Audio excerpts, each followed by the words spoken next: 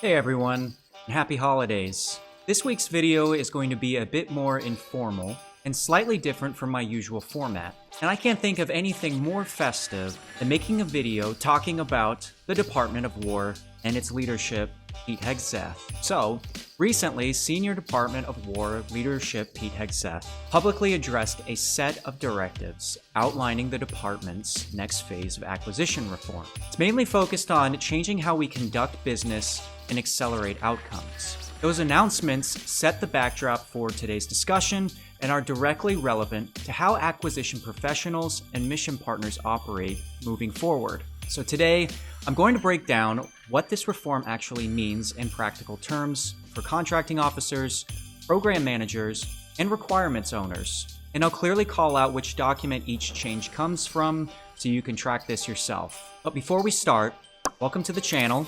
My name is Josh, and I'm a warranted government contracting officer currently working for the United States Air Force.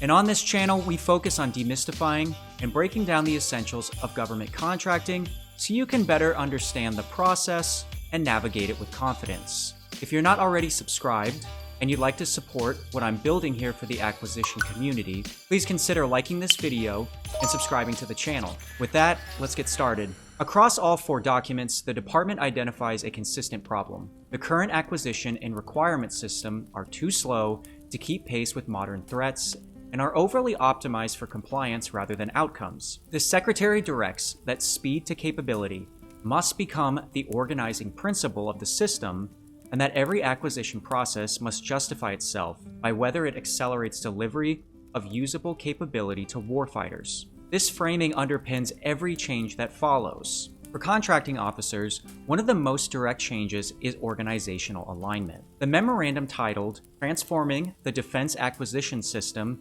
into the Warfighting Acquisition System directs the military departments to establish Portfolio Acquisition Executives, or PAEs, and explicitly states that contracting officers will be aligned to report directly to PAEs within the acquisition chain of command in order to maintain responsiveness to operational needs and delivery timelines. This is a significant shift. Contracting is no longer treated as a distant support function, but as an integral part of portfolio execution and delivery accountability. Second, the same memorandum directs implementation of a commercial first and alternative proposals policy. What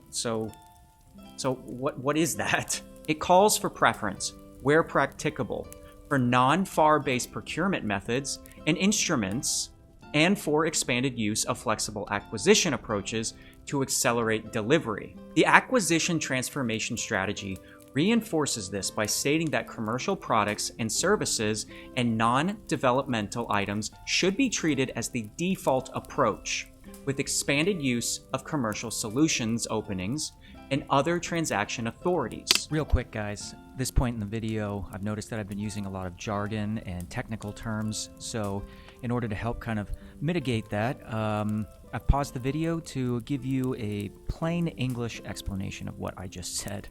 What this really means is the government wants to stop reinventing the wheel every time it needs something. Instead of designing custom solutions from scratch and going through years of paperwork, the department is saying, if something already exists in the commercial world, buy that first. And if a company has a good idea that doesn't fit neatly into the government's usual rulebook, the department wants to hear it anyways. They don't want to reject good solutions just because they don't look like a traditional government contract. So in short, buy what already works, stay flexible, and don't let rules slow down good ideas. With all that being said, back to the video. Third, the strategy explicitly addresses regulatory and pricing burden. It discusses efforts to reduce FAR and DFAR's complexity, tailor cost and pricing data requirements, and modernize application of Truth and Negotiation Act, also known as TINA, principles in order to balance speed, competition, and government protection. For contracting officers, the signal is clear. Policy is being reshaped to enable faster execution, but with greater reliance on professional judgment. For program managers, the most consequential change is the move from program-centric to portfolio-centric accountability. The Transforming Memorandum directs the services to transition major acquisition activities into portfolios led by PAEs and establishes PAEs as the single accountable officials for delivery outcomes across those portfolios. The memorandum explicitly grants PAEs authority to structure programs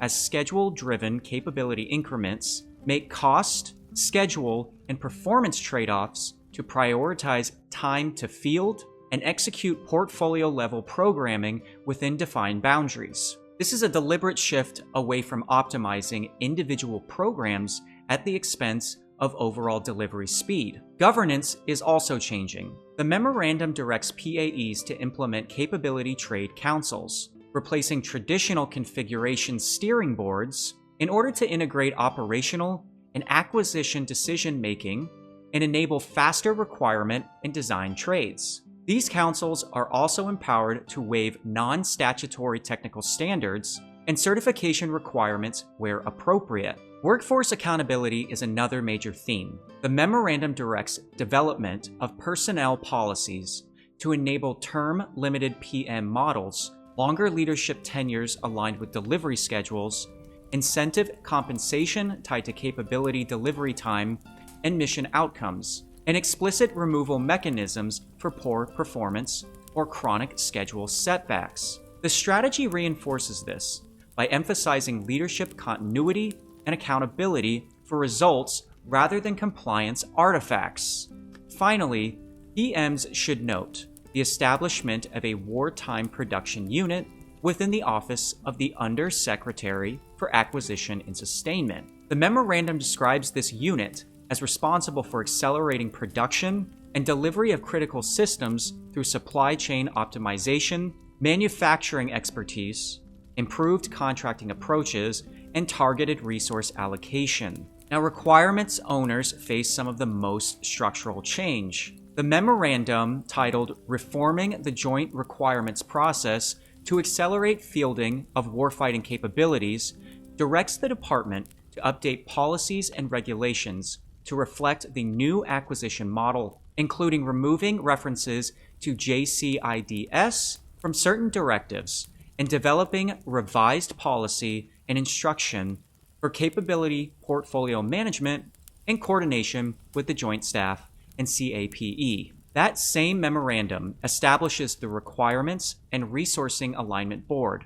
as the department's single forum for aligning fiscal resources to the joint forces' most pressing key operational problems, emphasizing prioritization and resourcing alignment rather than document-centric validation. The acquisition transformation strategy reinforces this approach by emphasizing portfolio-level requirements aligned to operational problems and kill chain gaps rather than narrow system specification. It explicitly states that the department will prioritize procuring industry-driven solutions that deliver capability faster, even when those solutions do not meet every stated requirement. For requirements owners, the message is clear. Success is no longer defined by how perfectly a requirement document is written, but by how effectively it contributes to rapid delivery of usable capability. All right, we are back in this again, pausing the video to help explain what I just said. So before this reform, the government decided what the military needed through a system called JCIDS, which was a slow, paperwork-heavy process run mainly by the Joint Staff and other senior military leaders, where requirements had to be written perfectly and approved through multiple layers before buying could even begin. And that often took years. This reform says that approach is too slow. So instead of focusing on perfect documents, the department is shifting to a new group called the Requirements and Resourcing Alignment Board, or RRAB, probably RAB for short.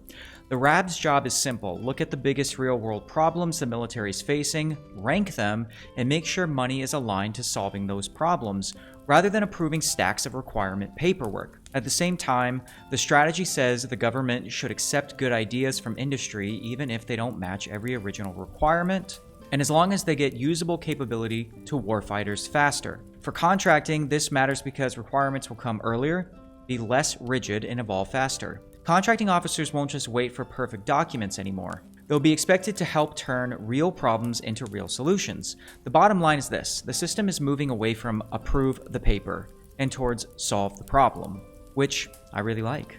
The memorandum, titled unifying the department's arms transfer and security cooperation enterprise, extends these reforms into foreign military sales and direct commercial sales. It directs the realignment of the Defense Security Cooperation Agency and the Defense Technology Security Administration beneath the Undersecretary for Acquisition and Sustainment, with an implementation plan due date within 60 days. The memo explains that this alignment is intended to integrate acquisition, production planning, technology security, and defense sales into a single enterprise so that exportability, delivery timelines, and industrial capacity are considered early in the acquisition lifecycle rather than after program decisions are made. Taken together, these documents describe a department intent on reshaping acquisition culture, authority, and incentives around one central question: are we delivering capability to warfighters fast enough to matter? Contracting officers are being integrated more directly into delivery execution,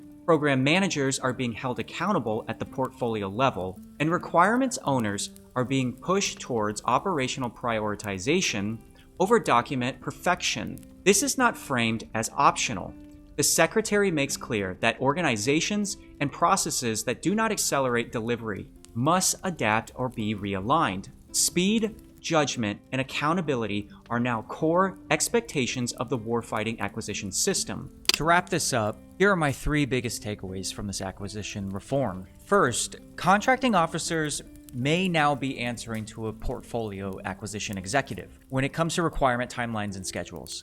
This could actually be a good thing. It adds another stakeholder who is responsible for moving the requirement forward, instead of the contracting officer being expected to act as the subject matter expert for pretty much almost everything in the process. At the same time, it does mean giving up some control, which I think will be uncomfortable for a lot of COs.